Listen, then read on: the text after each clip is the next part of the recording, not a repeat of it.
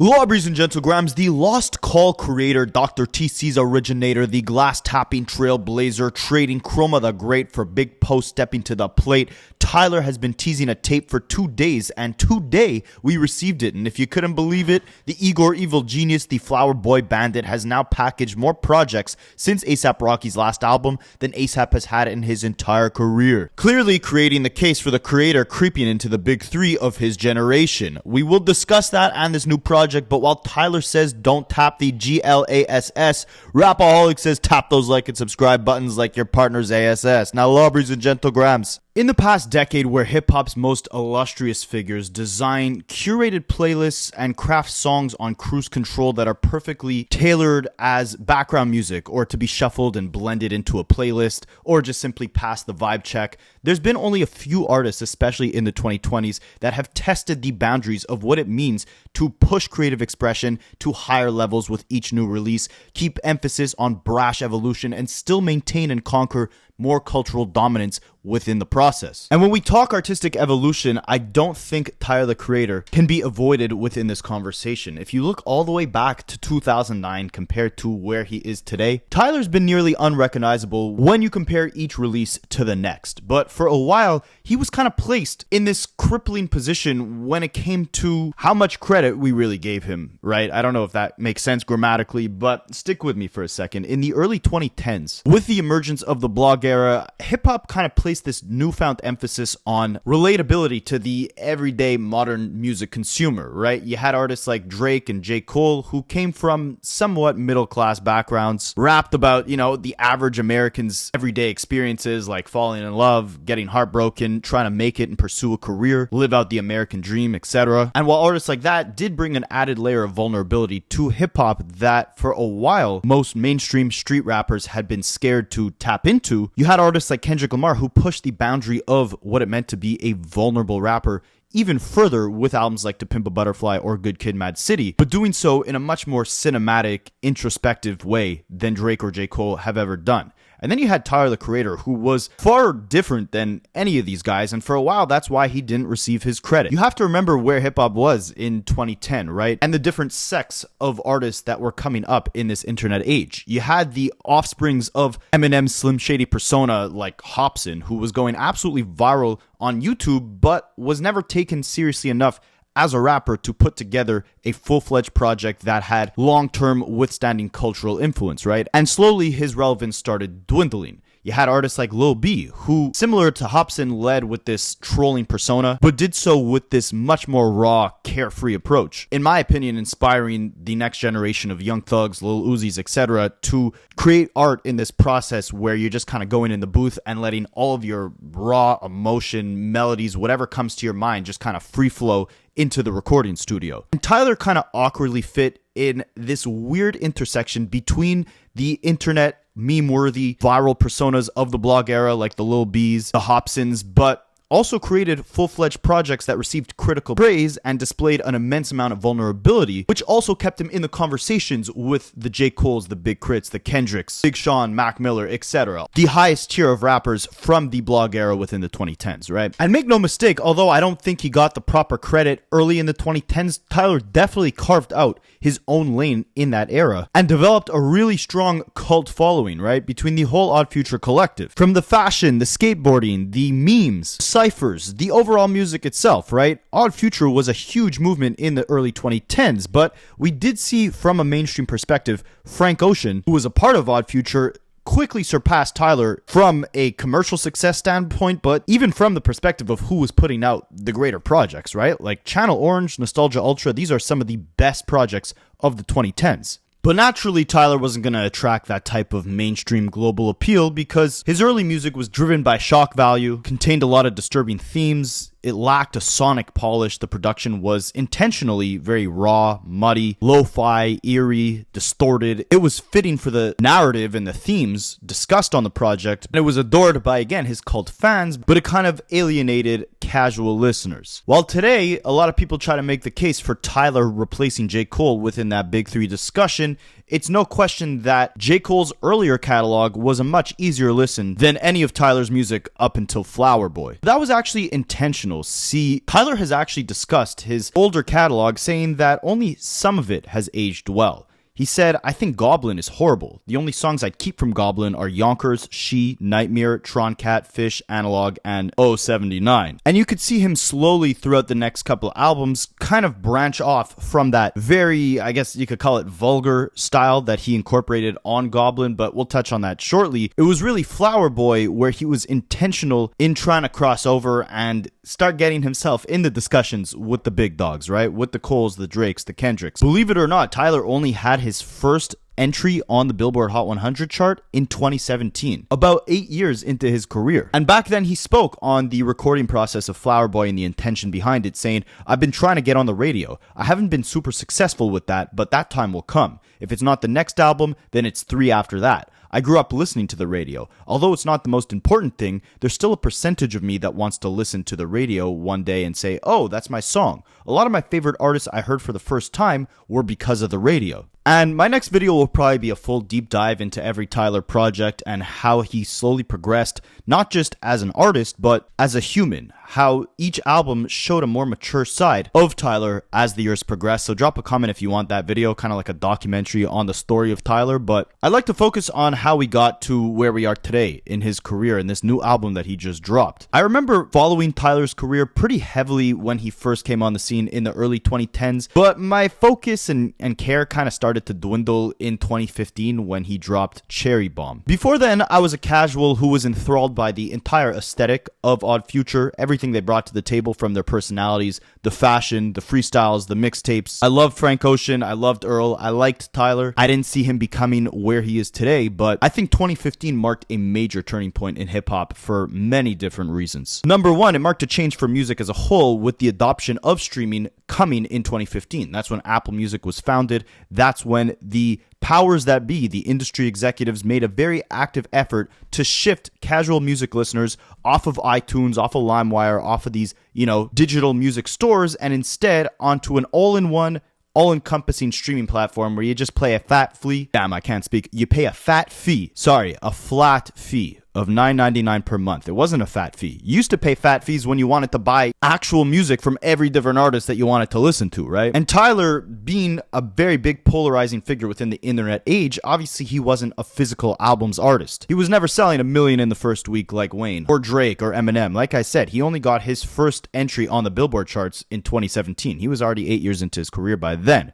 But let's get back to 2015. So not only did we have a whole new way of consuming music, that brought on a whole new age of artists who definitely leaned more on the side of quantity over quality, right? We got a flood of mixtapes from a lot of especially Atlanta-based trap artists, the Thugs, Futures, Lil Uzis. It allowed for them to exist in a much easier way and to attract a much bigger audience because now internet was at the forefront, right? Where music consumption used to be segregated, most artists who were, mixtape artists in the early 2010s who dropped an insane quantity of music, think the Meek Mills, the Gucci Manes, the Wiz Khalifa, Currency, Waka Flocka Flame, whoever, right? Like these guys dominated sites like DatPiff, where you would go specifically for mixtapes. But then on the album side of things, you had the big dogs like Kanye, Drake, Jay-Z. Those were the ones who were moving actual CDs out the store, but you never saw them dropping projects on DatPiff, right? I mean, even, to give Drake some credit, he was the first one to actually put a mixtape onto streaming platforms first. Signing his deal with Apple, doing If You're Reading This Is Too Late and What a Time to Be Alive. Those are like DatPiff-esque type projects compared to his, big blockbuster albums,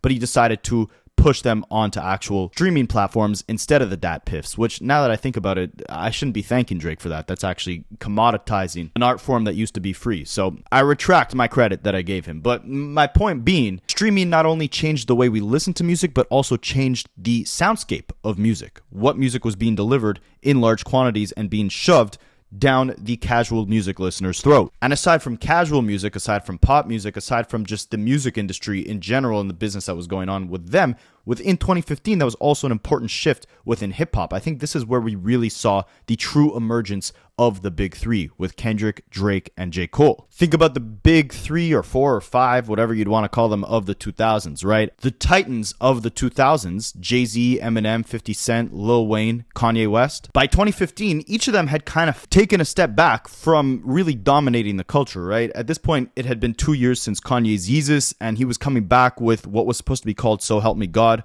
then turned into Swish, then Waves, then Life of Pablo. And that was the last album we got from Kanye when he was really in his right mind, right? Like the Life of Pablo tour, that was the last tour Kanye ever did after having a mental breakdown on stage and having to be rushed to the hospital. Jay-Z was, just kind of expanding his role as an executive over an artist. We've only got one project from Jay-Z since 2015, and 2015 was the year that he formed Tidal. At the same time, Lil Wayne was going through his lawsuit with Cash Money Records. He was stopped from releasing the Carter 5.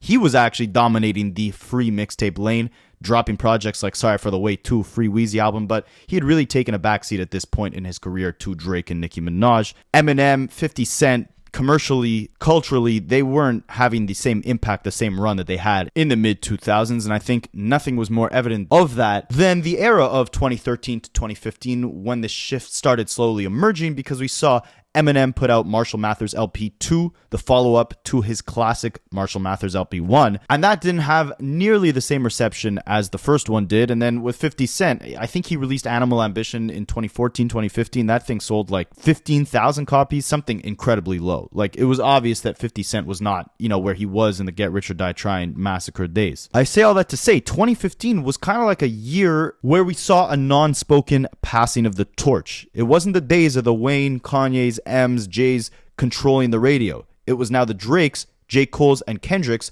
dominating the internet. Drake was growing into the phony Montana mob boss character that he is today, with more raw, aggressive, energetic cuts like If You're Reading This Is Too Late. J. Cole gave us his arguable classic with 2014 Forest Hills Drive, and of course Kendrick gave us one of the best projects of, if not all time, then definitely of the 2010s with To Pimp a Butterfly, right? All while the previous generation of the most dominant rappers were kind of taking a step back, and this brand new form of music consumption was being shoved down everyone's throats. A form of music consumption that perfectly aligned with artists and fans who came up consuming music in the digital internet age. But at the same time, this was, in my opinion, just as a fan looking at what was going on, it was a very awkward time in Tyler's career. Hip-hop is going through this massive change. Music as we know it is changing massively, and can Tyler keep up? Well, it was kind of hard to tell. See, Cherry Bomb came out in the spring of 2015, right on the cusp of this massive shift going on within the music industry, and I think because of how many amazing projects we were getting at that time, this one kind of got not only forgotten, but also kind of trashed by the casual hip-hop fan. It was very hard to digest, chaotic, abrasive. There were these intentionally blown out mixes. The track list felt very scattered in sounds. But remember, Tyler's building out this cult-like fan base that's really stronger than ever by 2015. And even when fans didn't love Cherry Bomb, they still respected that he was doing what he wanted. That authenticity gave him his artistic credibility.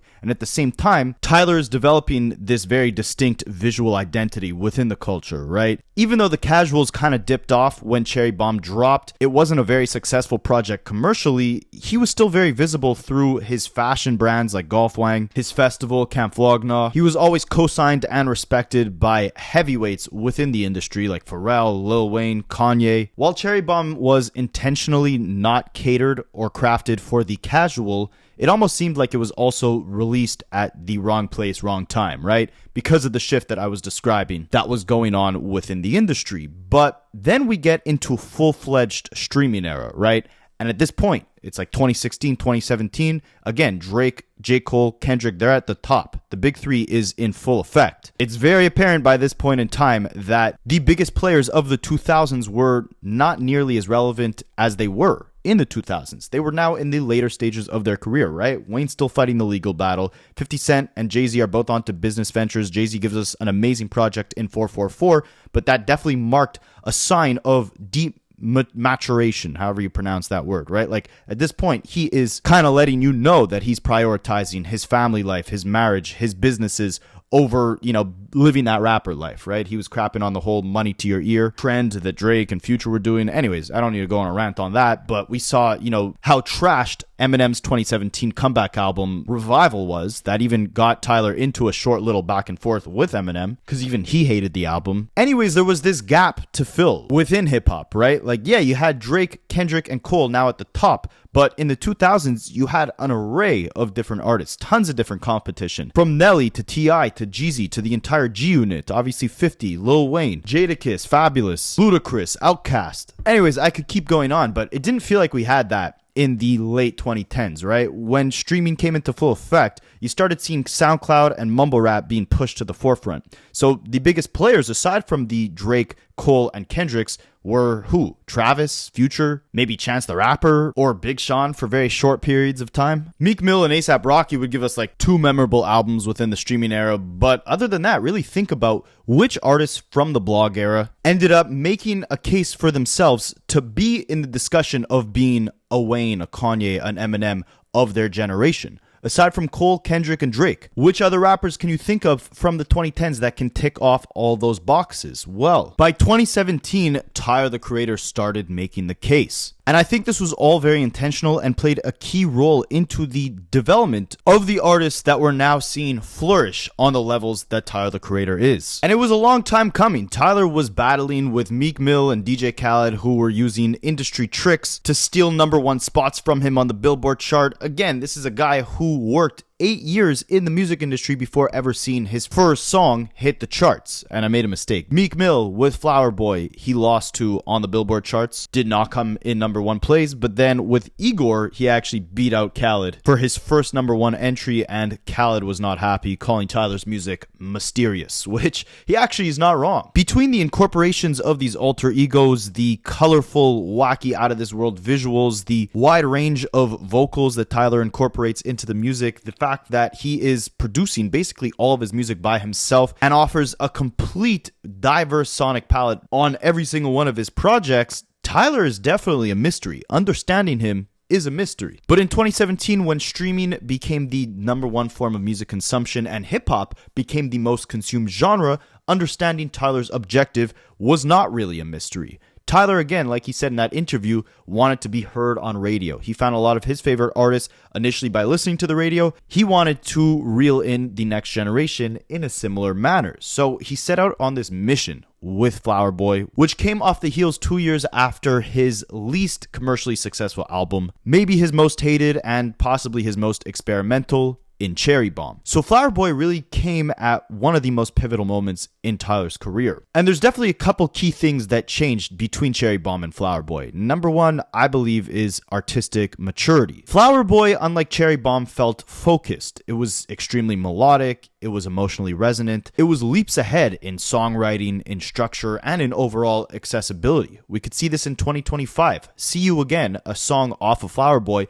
is getting streamed more than the majority of hip-hop songs on a daily basis in 2025. And again, this album came out in 2017. Another thing that I think changed drastically within Tyler's career at the release of Flower Boy was his vulnerability and honesty. For the first time, Tyler openly explored many themes that were not touched on in his earlier music. While he did open up on very harsh trauma and issues like unaliving, the abandonment from his father early on as a child, feelings of inadequacy, it was always layered on top of, again, this extremely gritty, vulgar, over-the-top character that Tyler was playing, right? The vulnerability was masked behind the defense mechanism of that destructive, Slim Shady-esque alter ego. And then, of course, Tyler's conscious was talking to him in the form of his therapist, Dr. TC, getting him to reflect on his insecurities. But I'm going on a tangent here. See, Flower Boy, for the first time, Tyler starts exploring these themes of loneliness, identity, his sexuality in a more stripped back, humane way, which made his music a lot more relatable. There was also, in my opinion, a vast improvement in his production quality. While all of Tyler's projects up to this point had been self-produced, Flower Boy showcased more refined, jazz-influenced, soulful instrumentation, much more lush, palatable melodic production, right? That appealed to a wider audience. And there was a more cohesive vision. I think that Flower Boy had a clear aesthetic, a clear intention behind the subject matter. I think Tyler was more confident in the emotions that he was expressing on this project. The culture was also shifting massively at this time. Again, think 2017, right? Melodic, sung, alternative rap is kind of reaching this forefront in the mainstream. From XXX to Lil Uzi to Brockhampton. Of course, Drake is doing his thing. Then on the R&B side, you had the SZAs, the Frank Oceans, the Weeknd, Brent Faiyaz, Bryson Tiller. They're all kind of merging sounds of jazz, hip-hop, R&B, soul, fusing it all into one, right? And that's being pushed heavily at the beginning of the streaming era. If you were a rapper, like, you had to sing, right? If you wanted some sort of mainstream accessibility, the days of getting like an R&B singer on the hook of your hip-hop song were kind of past us. So while Cherry Bomb missed the mark of delivering one of Tyler's most experimental projects at a time when hip-hop and music in general was kind of going through this experimental, confusing stage where the way we consume music is changing, the artists who are at the top of the game are changing. Cherry Bomb kind of got lost in the mix, but Flower Boy, with its incorporation of melodies and alternative production and vulnerability and shifting the shock-driven persona into a more relatable, honest person, Tyler had really made the perfect pivot at the perfect time. And it was a formula that I don't want to say he doubled down on, because his next project, Igor, was worlds apart from Flower Boy, sonically, thematically. I mean, Tyler's literally barely rapping on the album, right? Strictly singing. This was a complete leap in a different direction, but similar to Wolf coming after Goblin, Igor was kind of like an evolution of Flower Boy. It took the emotional vulnerability that Flower Boy had and pushed it further into this abstract, genre-bending territory. While Flower Boy flirted with ideas of self-discovery and love through polished rap and lush production, Igor fully embraced darker themes like raw heartbreak and chaos, but did so with this soul-infused synth-funk, with Tyler leaning more into singing, vocal distortion, and mood over lyrical clarity. It was like a sonic breakup movie. While again, both albums showed Tyler in his most emotional, vulnerable state yet, Igor took every element up a notch. From the subject matter to the incorporation, if that's the right word, of melodies, like the amount of melody he was incorporating here, right? Like sometimes you almost couldn't even understand what he was saying. It was more about the feel of everything. So I guess what I'm trying to say is everything that worked on Flower Boy, Tyler doubled down on Igor, and the results spoke for themselves.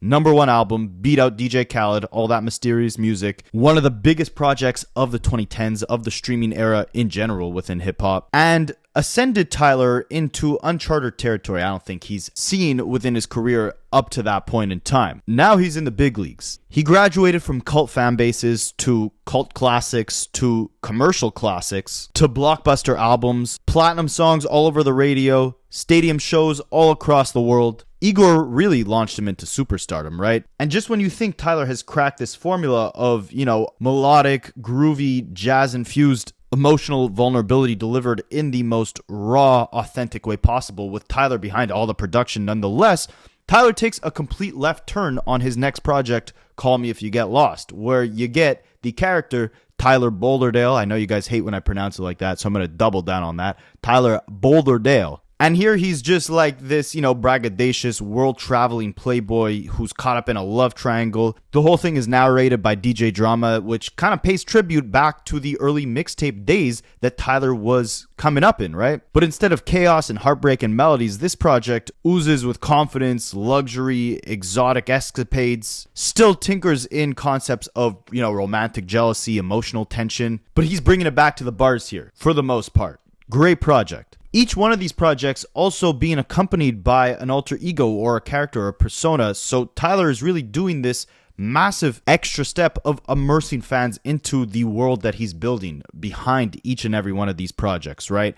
And I think he reached the pinnacle of that world building concept with Chromacopia, his 2024 release. Keeping on brand with, a mysterious rollout, a mysterious alter ego, mysterious music as DJ Khaled would like to call it, Tyler teases the project with a brand new costume, almost looks like a drill sergeant. He's got a mask on. He's teasing the name Saint Chroma or Chromacopia. Maybe that's his alter ego with this mysterious mask that he's wearing, or the, extravagant haircut he's rocking. Possibly an ode to the fictional character Chroma the Great, who was an orchestra conductor to an orchestra that would color every day, and without him conducting them, the world would have no color at all. He previews a music video where it's kind of in black and white. He presses a button and everything turns to color. We still don't know what the hell's going on. Everything is mysterious. And then he announces the album's coming out a week later. And just like those themes of, bringing color to a black and white setting, Tyler is bringing emotional depth and honesty and reflection to a world that's used to masking and hiding their problems, for lack of better terms, right? And he takes his mask off. And on the song Take Your Mask Off, he's exposing different settings and different individuals and situations where people struggle with their demons, hiding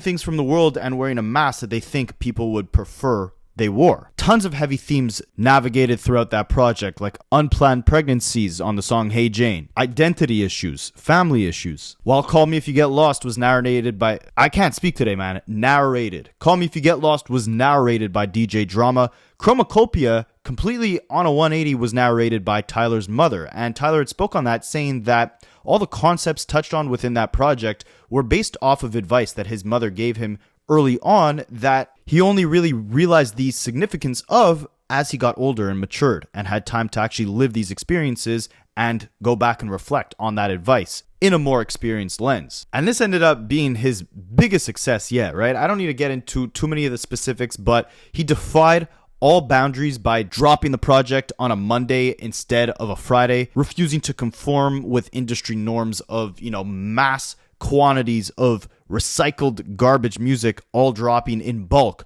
on one single day. So you almost don't even have time to go through it. And music dropping on a Friday, Tyler has made the strong point, is not really conductive, if that's not the right word at all, but conducive. I'm not going to take the time to look up the word, but it doesn't fall in line with how humans necessarily live their life, right? Once we're hitting the weekend, we disassociate from our regular weekday routine, right? We might catch a movie, grab a bite, go to a club, go partying, hit the gym, see some friends, whatever the case is. When you're in that weekday routine of preparing meals, doing that whole long commute to work or to school, studying, working, whatever the case is, right? You have a lot more time to actually sit and incorporate music into those mundane tasks that are just essential to everybody's lifestyle, essentially, unless you're, like me, where you're just creating YouTube videos for a living. In that case, you got to listen to music all day, every day, because that's your job. But anyways, Tyler realized how much more it made sense to just drop music on a Monday when everyone was just getting into their normal routine, had a lot more time to actually sit down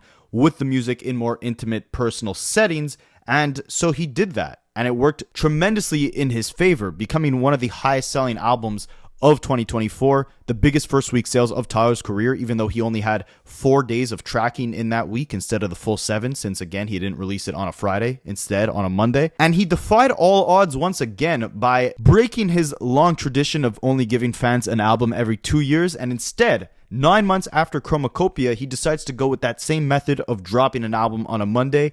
And this Monday, we got the brand new Tyler project. Now, this one was the smallest rollout Tyler has had, but he did not hold back in terms of still creating a world around this project, an alter ego, and an overall theme behind the actual music. And he wants you to know, this is the first time I've seen an artist try to set low expectations for the music before the fans can even do that. He basically said on Twitter, hey, this is not something deep here. There's no overarching theme or overarching concept here. This is just something to have fun to. And when he announced the project, it came with 3 rules. Number 1 was body movement, no sitting still. Number 2, only speak in glory, leave your baggage at home. Number 3 was don't tap the glass, which was the name of the project. Now, what does the glass embody? Again, Tyler doesn't want us doing no deep dives here, no grand conceptual theme going on, no deeper meaning. But if you play the project, the first words you hear are these rules being spoken back to you in Tyler's voice, but through this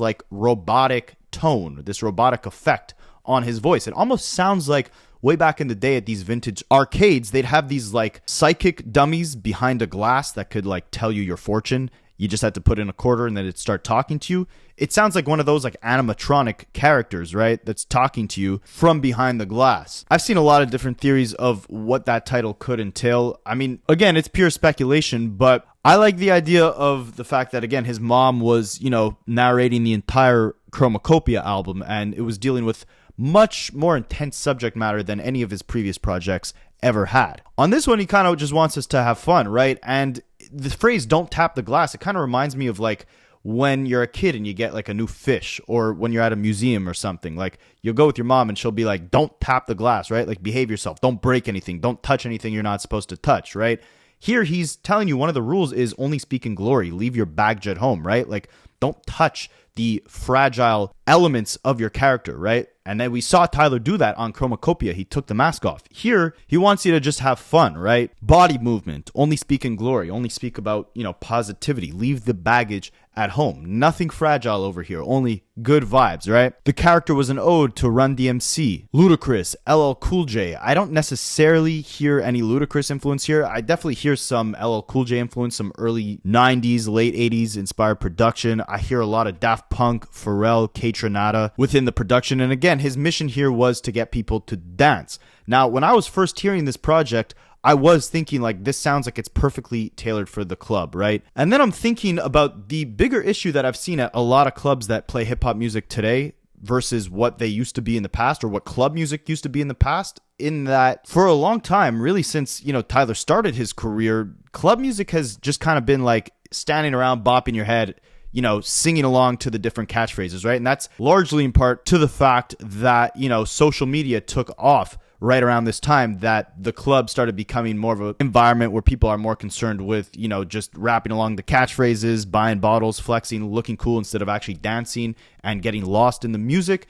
At the same time that shift is happening, you get social media where the industry is incentivized to push these, viral soundbite songs that have catchphrases that can end up going viral on the Vines and then later the TikToks. Think about like Young M.A.'s Ooh or Bobby Shmurda's Hot Guy song, right? I think that perfectly encapsulates it. Like Somewhere, Free Breezy Ho, or Stephanie, Heffany. Then a lot of the big mainstream songs that, were tailored to the club started taking on that formula of just having those catchy sound bites, right? Like Raindrops, Drop Tops, or Did a Zan, 13 hours till I land, I'm out like a light. Or Percocet, Molly Percocet, like think about those songs versus like what you were hearing when Tyler was still coming up in his early stages of his career, right? Low by Flo Rida and T-Pain. Blame It on the Alcohol by Jamie Foxx featuring T-Pain. Good Life by Kanye West featuring T-Pain. Kiss Kiss by Chris Brown featuring T-Pain. T-Pain featuring T-Pain. These songs were less about the viral quotables and more about the overall catchiness, right? And that's why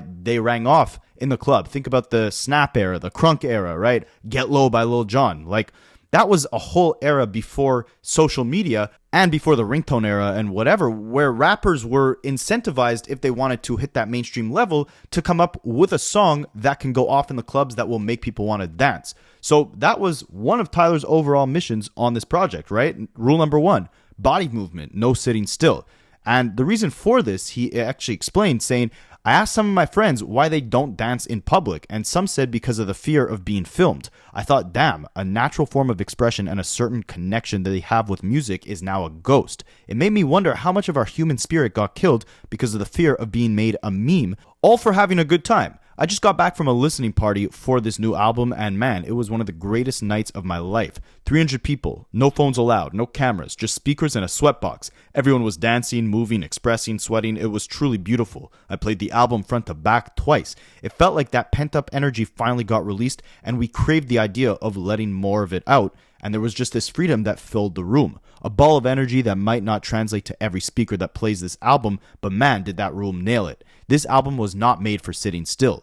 Dancing, driving, running, any type of movement is recommended to maybe understand the spirit of it, only at full volume. Don't tap the glass. So yeah, I mean, it's funny. Our two kind of ideas sort of connected, because when I was listening to this album, it made me feel like I went back to those Neptune days, right? To the days of Timbaland, Future Sex Love Sounds with Justin Timberlake. It made me feel like that kind of like 2004 to 2007 type of era, right? When people were still dancing in the club. And my conclusion was that, mainstream hip hop became more concerned with quotables than catchiness. And as a result, people now just stand around the club chanting different lines that they remember. But Tyler brings up an even bigger layer, which is another result of social media, which is the fact that people are actually scared of being filmed, right? And being posted on social media, dancing around the club. We just saw this with Academics, actually. He was in a little bit of a back and forth with T-Rel online.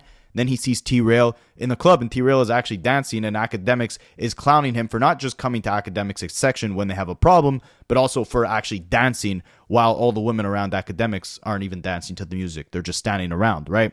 In this day and age, it's like dancing is not looked at as, I guess, quote unquote, cool. Standing around the club with a bottle in your hand, flexing the most expensive bottle you can, is what's looked at, I guess, as cool. Anyways, we're getting on a tangent here, but I like the spirit that Tyler's trying to bring here, right? Just play this on full volume, play it wherever you're actually moving, in the gym, in a car, in a club, whatever the case is, and just try to get lost within the music. And while a lot of fans were anticipating that this would be a very rap-heavy project, Tyler throws, another artistic curveball. He delivers instead what is largely a dance-focused album. But still calling it just a dance album would be limiting. I mean, between the broad range of influences from the 80s all the way to the mid-2000s, tons of different sonic experimentation, it really refuses to be boxed into one genre. This entire album basically just encapsulates energy and having fun. It's his most concise to date, right? Spanning only 10 tracks. And while we've gotten these tight narratives and these heavy concepts on albums recently, like Call Me If You Get Lost, Igor, Flower Boy, even as far back as Goblin, and of course Chromacopia, this time around, Tyler's taking a much more loose, spontaneous approach. He has this free-spirited vibe to him that's really, in my opinion, a refreshing change in the overall pace of his discography. A lot of the album's singing draws from the same emotional, pitch-altered style that we saw in Igor, but it fits very well with the funky, dance-inspired beats that we see on this project. We're seeing him, similar to Igor, let the fans get kind of lost in the melody on songs like Don't You Worry Baby, where the chorus from whoever this performing artist is, we got to get the full list of credits of the features on this project. As of the time of this recording, they're not publicly available, but yeah, he's really letting that hook kind of just stand on repeat and be the forefront of this entire song, the centerpiece of this track, and it's just beautiful. Big Post sees Tyler coming in with this kind of West Coast inspired flow. You're seeing Pharrell feature incredible rapping performances here. Busta Rhymes comes in with an energetic little interlude. Pharrell also samples this track where you hear this repeated line over and over: Roked, Roked, Roked, Leloim, Roked, Roked, Roked, Meloim. And this is Hebrew translated to saying dancing, dancing, dancing to God, dancing, dancing, dancing from God. So this is kind of a very interesting way to open up the entire project, kind of letting you know what the entire vibe of this thing is going to be, right? On the rapping side, Tyler is switching up his flows, bringing us new cadences, new rhythms throughout, not necessarily delving again into any intense subject matter, but the whole thing again still does seem very cohesive. While he places emphasis on the fact that there is no overall concept to the album, there is this loose framing involving the, I guess you could call him the Big Poe character, the character on the album cover with, the big arms, the chain. That's Tyler talking at the beginning and the end of this record. At the beginning, he starts off the album giving you the list of rules for this album, right? The final one being, don't tap the glass. On the last song of the project, the last thing you hear is that same robot voice saying, good job, you didn't tap the glass. Maybe next time you can stay longer. Because again, this is a very short album, only 28 songs. And you almost hear, it sounds like an animatronic character at an arcade winding down, right? Like when your turn is done, you hear the machine kind of turn off or whatever. Like you kind of hear that noise, and you hear Tyler in his regular voice in the background saying like, I'm going home, let me call my mama. Again, there's some sort of loose concept here in the form of this being, the thing we get right after Chromacopia, which was so focused on opening up, using his mother as kind of like a guiding force between navigating these tougher concepts. Now it's like he's playing this game where the objective is to dance, leave your baggage at the door, don't tap the glass, right? And anyways, beyond, an actual concept to the project, it does flow in a very smooth way. All the beats sound like they were created in the same era, giving it that consistent sonic feel. There's real momentum throughout the entire track list. Like, this has some of the best transitions I've heard on a hip-hop project in a long time, and I think on any Tyler project, from song to song. Like, every song sounds sequenced with real intention, and that intention being they blend so smoothly together you don't even know that you're onto the next track. It's just like one long euphoric experience. Take, Mom and M and Stop Playing With Me, for example. Like, you can't even tell that these are two different songs as they blend so smoothly into one another, but they sound like two completely different songs that belong on two completely different projects. There's not really a big emphasis on features aside from, I would say, probably just the intro, right? With Busta Rhymes and Pharrell having a decently strong presence felt on that track. Aside from that, it's really Tyler that carries this thing. Well, aside from the mystery feature on Don't You Worry Baby, but even on tracks like that, right? Because Tyler handles so much of the production himself, you can almost feel his presence scattered throughout the songs, even when his vocals aren't as prevalent, because at this point, he's created his own signature sound, right? And even though it changes vastly from project to project between the different synths and drums that Tyler uses, you can almost spot a Tyler produced track from a mile away. And it's crazy because the sound from before Flower Boy versus after Flower Boy is like unrecognizable, right? And I think each project after Flower Boy, Tyler has been on a mission to execute the world that he's building around the project in a much more tightly packaged, personality driven manner. Each one feels like a massive experience. And even with this new project, Don't Tap the Glass, while it doesn't have, again, a traditional narrative, no big lyrical themes, it doesn't feel in the slightest like a collection of just random loose tracks, right?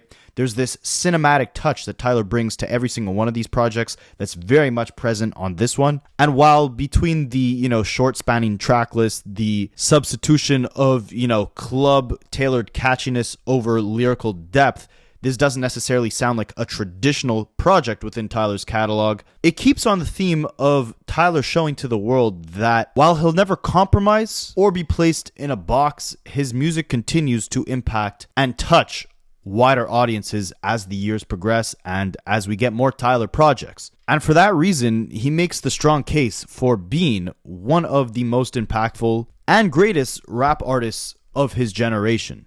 If not him, then who else? Let me know in the comments, and I'll catch you guys in the next one.